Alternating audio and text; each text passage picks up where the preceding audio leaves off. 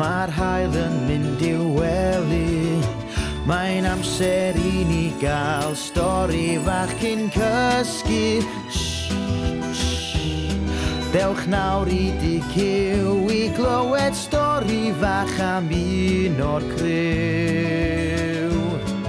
Stori am llew yn colli ei pyjamas, neu jungle a bolgi yn mynd am dro i'r syrcas.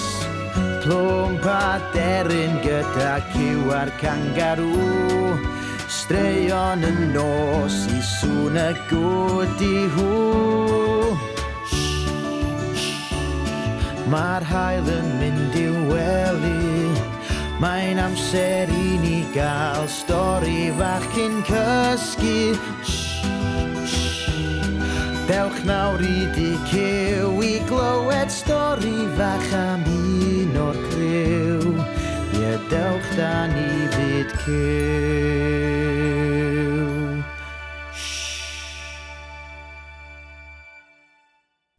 Helo bawb! Ydych chi'n barod am stori fach hapus? Wel, dewch, gwnewch eich hun yn gyffyrddus. Heddiw, gawn ni stori am eisteddfod byd cyw. Roedd na gyffro mawr y byd cyw, achos bod hi'n amser paratoi ar gyfer yr eisteddfod. Roedd pawb wrthi'n brysur yn ymarfer. Pawb heblaw, triog. Roedd triog yn teimlo'n drist. Does neb eisiau dod allan I chwarae fo fi, achos mae pawb yn ymarfer at yr eisteddfod, meddyliodd. Pawb heblaw fi. Ar y bwr, wrth ochr I gwely, roedd I chamra newydd. Roedd triog wrth I bodd yn tynnu lluniau efo'i chamra. Roedd yn gwneud iddi deimlo'n hapus wrth edrych yn ôl ar ei lluniau o'i ffrindiau I gyd. Yn sydyn, canodd cloch y drws ffrynt. Deryn oedd yna. Roedd hi ac adar eraill y grŵp dawnsio disgo wedi cael gwisgoedd newydd sbon yn barod at yr eisteddfod. Ac roedden nhw eisiau triog ddod o'i gamra I dynnu eu lluniau nhw yn eu gwisgoedd arian disglair. Roedd triog yn hapus I helpu, ac I ffwrdd nhw draw i'r neuadd lle roedden nhw'n ymarfer. Roedd y gwisgoedd yn hardd. Ac roedd triog wrth I bodd yn tynnu eu lluniau nhw'n dawnsio. Waw, dyna dalent, meddyliodd, ac aeth adra efo'i chamra. Roedd triog braidd yn drist ar ôl gweld I ffrindiau'n cael hwyl yn dawnsio. Dyna drienni, mod I ddim yn medru dawnsio fel na, meddyliodd. Yna, clywodd sŵn canu hyfryd yn dod o'r coed. Doedd triog erioed wedi clywed dim byd tebyg. Jungle a plwmp oedd yna yn ymarfer canu. Roedd y ddau ffrind yn canu'n braf, ac fe nath triog dynnu llun gwych ohonyn nhw efo'i chamra. Meddyliodd, trienni na fyswn I medru canu fel na. Does gen I ddim un talent yn y byd. Gnaeth hyn iddi deimlo'n drist eto. Ath triog yn ôl adra. Ac fel oedd hi'n mynd heibio stafell wely cyw, clywodd sŵn uchel drymia. Roedd cyw yn ymarfer chwarae'r drymia mwyn cystadlu yn yr eisteddfod. Roedd adenydd a choesa cyw yn symud ar wyb o un drwm i'r llall efo'r ffyn drymio, ac roedd y sŵn yn anhygoel. Estynodd triog I chamra a tynnu llun cyw. Waw, dyna dalent, meddyliodd. Mae hi fel seren bop go iawn. Ath triog I chwilio am bolgi. Roedd bolgi wastad yn gwneud iddi deimlo well. Ista wrth y bwr yn gwneud gwaith celf oedd bolgi. Waw, dyna dda, meddylio triog. Diolch, medda bolgi.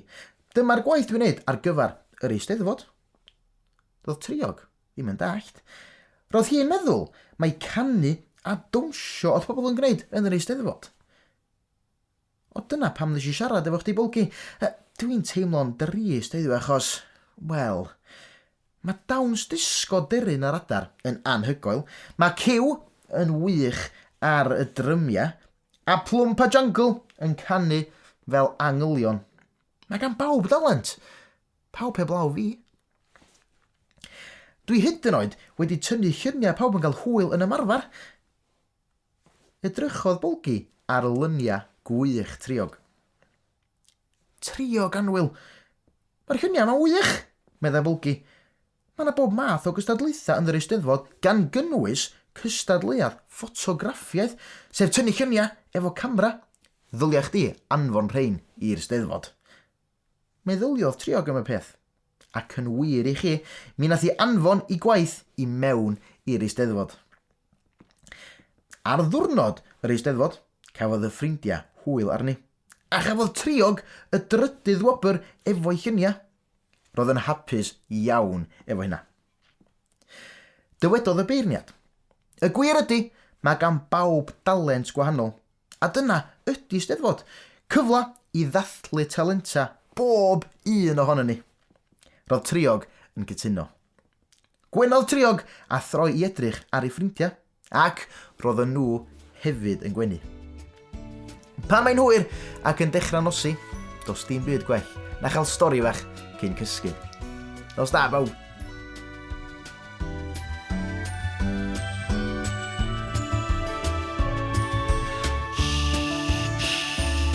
Mae'n amser mynd i gysgu, bydd stori eto rhyw dro wrth iddi nosi. Nos da o fyd cyw, bydd stori eto rhyw dro gan y criw. Nos da o fyd cyw.